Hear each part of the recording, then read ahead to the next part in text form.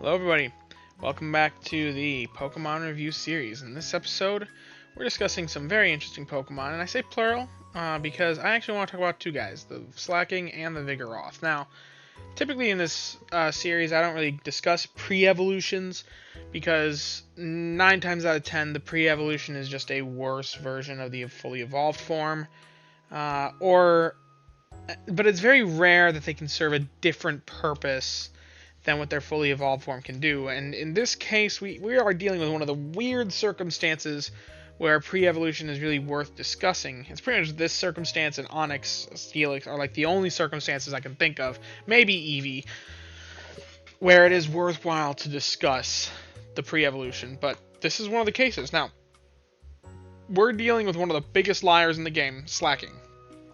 So, what is it? Why do I call him a liar? Now, snoozing type, as is typical for normal types in this game. That's the case for him and Slakoth, which is the base form. However, Vigoroth is a weirdo and is dozing type. I think that's in lore because he's supposed to be an angsty teen, so he doesn't get good sleep. So he's actually got a bit of a different sleep type there, which is kind of funny. They both have the berry specialty, and that is where I say Slaking's a liar. He's got the berry specialty, but we don't treat him like a berry specialist. Because of just a bunch of different factors. Now, when we compare these two, this is the only... I believe it's currently the only case in the entire game where we have a Pokemon that gets slower upon evolution. Speed is arguably the most important stat in this game. For any line. It would take some very, very phenomenal other stats. Like, let's say it was a skill specialist that cranked up the skill proc rate on evolution, and they nerfed it a little bit by bringing down the speed. That would make sense. It would take very min-maxed approach to bring down speed and make it worthwhile to evolve. And that's what we kind of see with the Vigoroth versus the Slaking. Now, what's very interesting, though, is it's not on a skill specialist that can benefit from a higher skill rate. It's not on an ingredient specialist that can benefit from a higher ingredient rate to make up for the fact that its speed got slower. It's on a berry specialist, which berry specialists are like the one specialty that doesn't really care about those other stats. It doesn't care about inventory all that much, which doesn't care about ingredient rate and skill trigger rate, which all of them go up. As you can see here, the Vigoroth only has 9 inventory, 1.5% skill trigger rate, and 20.4% ingredient rate. Slaking has the highest ingredient rate in the entire game. There's not a Pokemon that has a higher ingredient rate than this. Maybe a not fully evolved Pokemon might, that I'm unaware of, but as far as I know, this is the highest ingredient rate in the entire game. And that is just absurd. It's on a berry specialist that generally doesn't really want to be finding ingredients. It's also got one of the highest skill trigger rates in the entire game, if not the absolute highest. This one I actually will fact check. Let's see. Okay, no, it's not the absolute highest. Because that is... Okay, yeah, Golduck and Umbreon. Yeah, that's not a close one. But look at this. It's the highest of any non-skill specialist in the game. And the next closest one is Skeledirge, who has the self-recharge skill, which needs to really proc more. So, like, the fact that he's up there is just insane. And he gets a significant amount of skill procs. So, with this high of an ingredient rate, and this high of a skill trigger rate, and the berry specialty, he really is... I think the devs, what they were trying to go for here, I think the intention behind this, was they wanted a jack-of-all-trades Pokemon. They wanted a Pokemon that could reliably produce a significant amount of ingredients. They wanted a Pokemon that could produce a significant amount of skill procs, which, interestingly, gives more ingredients. And they wanted a Pokemon that also just produced some berries on the side, because that's the main specialty. And the only way to increase berry count is to either give the berry specialty or increase frequency, and since it really wouldn't make much sense to give the Slaking that much frequency, I think they gave it the berry specialty to make it still produce a decent amount of berries while also being decent at the other things. Because these numbers aren't tied to specialty, but how many berries they drop is tied directly to frequency, and they didn't want it to be fast. They wanted it to slow down. Because that's what makes sense, because it's truant in the game, so it should be truant over here as well, and slow down. So, it's just a weird Pokemon. Very weird design. Very poorly designed, in a sense that it is poor from a min-maxing standpoint, because it doesn't do any of these things particularly well. It is a jack of all trades and master of none, and I do kind of want to get into that. But first, I want to talk about the Vigoroth.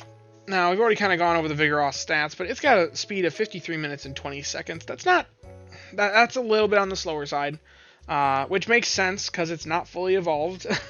I'm glad it's not blazing fast, because with the prospect of ribbons, that would be insane. So, it's a little bit on the slower side for being not fully evolved. Now, when it comes to their ingredients, unfortunately, they've got a rather not very good ingredient mix on both of them. Apples and honey have some synergy, but tomatoes and honey and tomatoes and apples don't really have much at all on the higher end of things, and ones that you should be considering. So unfortunately, unless it's got the mono tomato build, even though it's got that really high ingredient rate on the Slaking, it can't really take advantage of it unless it's got the mono tomato build. But even if we look at the tomatoes and who can produce it, it's like not even close. Even though he's got a high ingredient rate, not producing that many ingredients per proc, he's still... I mean, he does better than a Bulbasaur. As a Bulbasaur with ABB. But that's about it. As far as other tomato Pokemon go, a Venusaur, even with the AAB list, will outproduce him by about a whole extra tomato per day. Now, 56 tomatoes per day is pretty significant. Don't get me wrong. You can make a lot of things with 56 tomatoes a day. But once again, it's just oddly spread across, because why would you do this when you could have a Venusaur that produces you 57 tomatoes a day and also 57 honey a day at the same time? There's things to weigh off here. Or the Luxray that produces more than double. If you have a mono tomato Luxray, it's more than double what the Slaking produces. So you're just... it's not good at it. Now, its skill, though, Ingredient Magnet. This used to actually be an interesting comparison, because despite being a berry specialist, he was actually pretty good at competing with the Vaporeon and the Heracross for this skill output.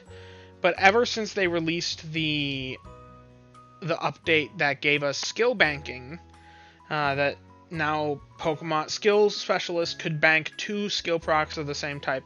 That wasn't always a thing.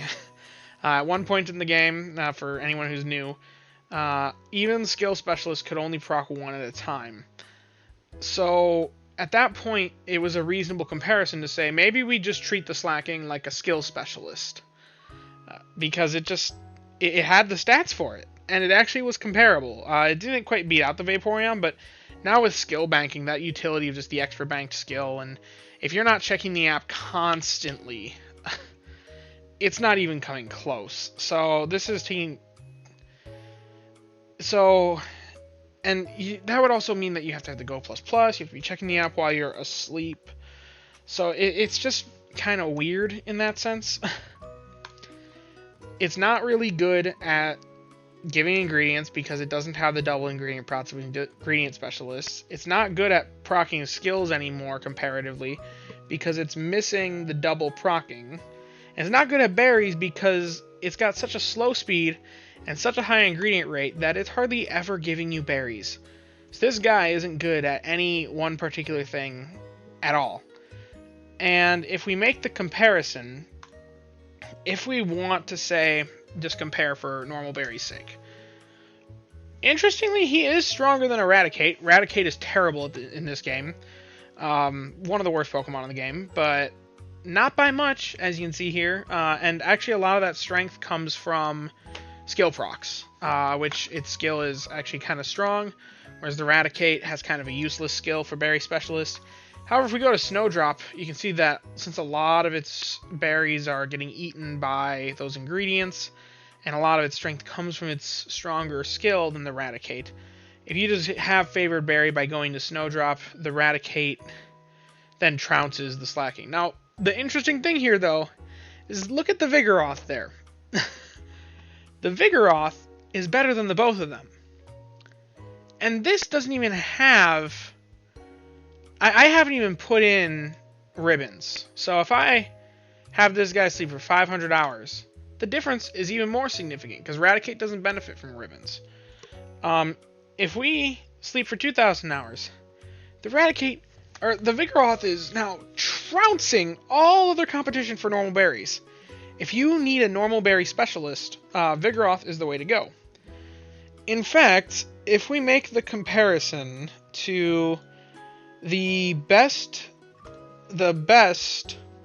berry specialist for Snowdrop Tundra, currently in the game, that's considered to be Walrein. Walrein at level 60 with Berry Finding S. It's a little bit better than the Vigoroth. So, like, the Vigoroth doesn't beat it out, but you can see that the difference is actually pretty close. Roughly 68,000 versus 64,000 on the Vigoroth with the max tier ribbon. So, that's just a very interesting comparison to see. It actually is significant in its output there. Yeah, so Vigoroth, a very good berry specialist, should you have the time to sleep with it that long. Because that is the thing, a lot of people, we can theorize about the Vigoroth getting to 2,000 hours slept, but that's a that's a lot of sleep hours, and there's no way to cheese that, really.